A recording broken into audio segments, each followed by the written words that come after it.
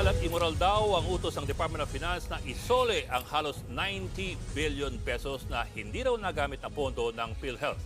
Dapat daw gamitin yan para tugunan ang mga problema sa kalusugan. Nasa frontline na balitang yan si JC Cosico. 89.9 billion pesos. Ganyan kalaki ang unused funds o hindi nagamit na pondo ng PhilHealth sa mga nakalipas na taon.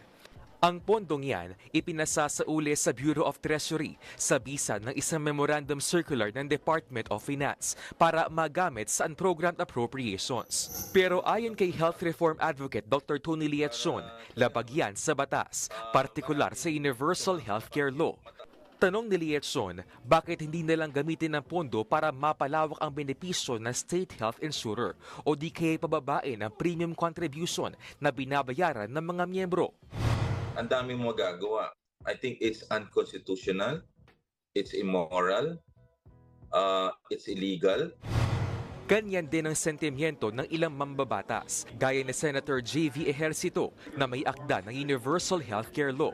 Bagamat nauunawaan daw niyang kailangan din ng pondo ng ibang programa ng gobyerno, giit ni Ejercito, ang pondo para sa kalusugan ay dapat gamitin para sa kalusugan. Kinundi na rin ni ACT Teachers Party List Congressman Franz Castro ang anyay immoral na pagsasauli ng pondo.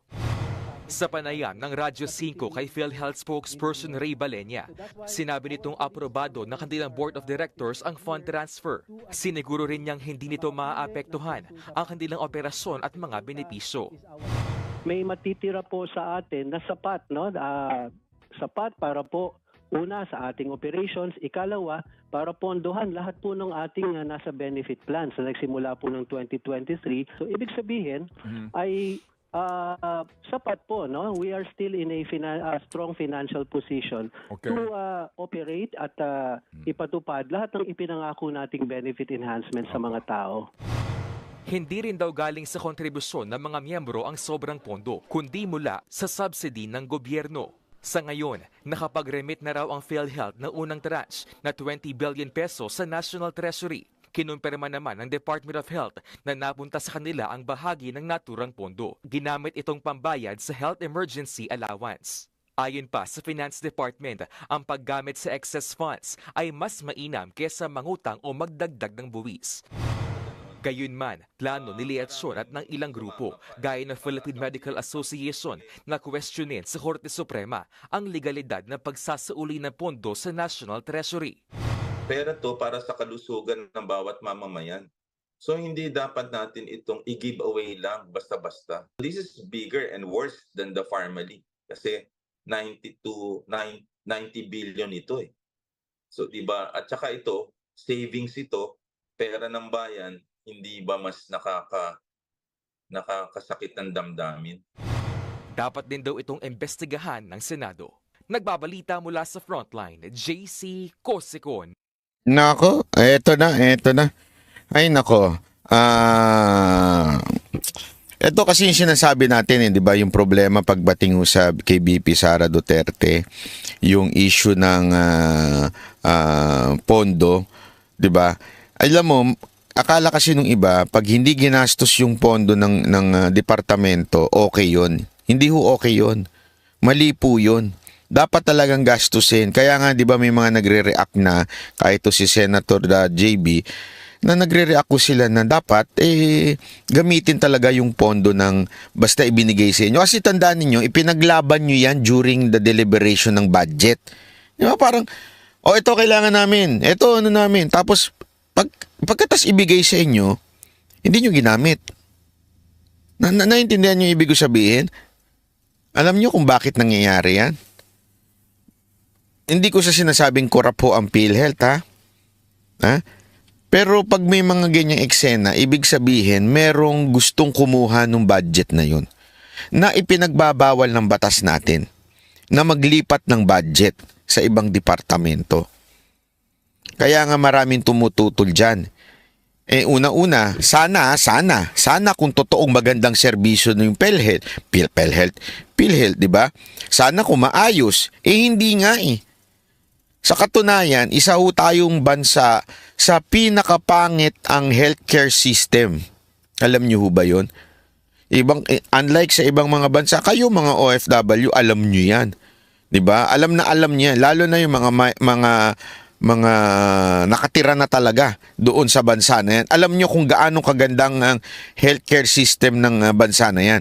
Sa atin, yan dapat ang importante, yung PhilHealth na yan. Yan po ang kaya nga yung, alam mo yung universal health law na ipinasa. 'Di ba? Yan po ang pagkukuhanan ng pondo. And yet, bakit hindi ginamit? Ang daming kulang. Ibig sabihin, ang daming hindi naman nababayaran. Ang daming ospital, di ba, na nagrereklamo na hindi sila nababayaran? Tapos, may sobra naman palang pondo. Saan nyo ililipat yan? Hindi, ako nagtatanong lang naman ako. Saan nyo ililipat yan? Bakit ninyo, ito, minamagic nyo na naman? Pang-eleksyon na naman ba yan? Magte-2025 na kasi. O don't tell me, lilipat nyo na naman sa ayuda yan. Yan ang hilig ninyo mag-ayuda na mag-ayuda Di ba? Totoo naman Hilig nyo yan Ayuda kaliwat kanan. Kasi alam naman natin, yung ayuda na yan, pampolitiko yan Yan talaga yan Kaya nakakaawa Kasi pera na gagamitin mo na sana pampapagamot mo. Ipupolitika pa. Di ba?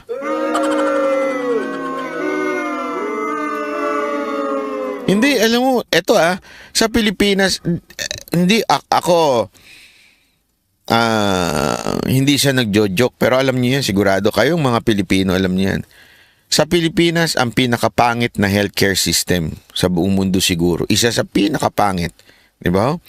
Talagang sa Pilipinas, sabi nga nila, pag mahirap ka, tiisin mo na lang, mamatay ka na. Ganun. Totoo, pag nagkasakit ka, hindi kasi biro yan Alam ko po yan kasi pinagdaanan ng aming pamilya yan, di ba, noon na nagka-cancer po ang aking nanay. Lahat po ng meron kami na ibenta. Kahit nga ho yung, totoo to, walang biro ito Naalala ko nung kahit yung Rolex po ng tatay ko, inaibenta. At yung, alam mo yun, lahat ng pagmamayari namin, kasi nga ubus pera pag kami sakit ka. Hindi katulad sa ibang bansa, basta meron ka talagang binabayarang continuous, pagka nagkasakit ka, lahat. Sagot ng gobyerno. Sa atin, walang ganun. Sobra talagang walang ganun. Talagang, ang nga dito, pagka ikaw mahirap at nagkasakit, tanggapin mo na lang. Anyway, doon ka rin naman patutungo. Walang biro, di ba? Sa atin nga, aside from, may mahirap ka, wala kang abogado, magpakulong ka na lang. Ganun Tapos dinagdagan mo pa ng ganito. Mahirap ka, di ba? May sakit ka. Mag-herbal ka na lang. Ganun kawawa ka talaga sa Pilipinas Tapos meron naman palang pera. Anak ng wewe naman.